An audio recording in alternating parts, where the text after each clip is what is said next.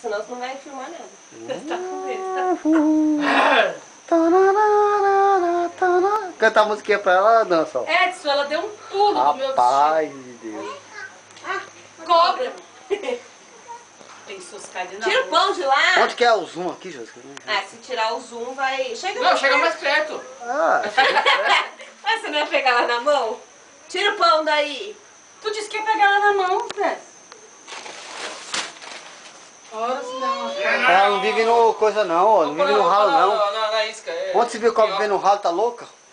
Não é no ralo, ela tava no meu vestido aí em cima da parede, Zé. Será que você trouxe de casa essa cobra? Pelo amor de Deus. Liga, eu joguei ela. Olha aqui, quando eu era criança, que meu pai falava, vamos embora, o primeiro saco que eu pegava era do pão. Não, vamos ver se não tem nada aqui dentro, você é doida? Tem que pegar pela cabeça, né? Chega, Edson. Chega, Edson. Tem moral? Mas será que cobra é essa? É jararaca. Hã? Jararaca. Mata, amor? Filhote. Que não pode matar não, tá louco? Você tá no habitat dela? Não, eu digo assim, se ela picar... Não vai esperar picar alguém pra matar? É venenosa, feia, né? Mas essa aí não mata porque é pequena. Se fosse uma grande, ixi Maria. Vamos embora sair, porque você tem filhote. Se é filhote, tem a grande. Exatamente. Ô, pera.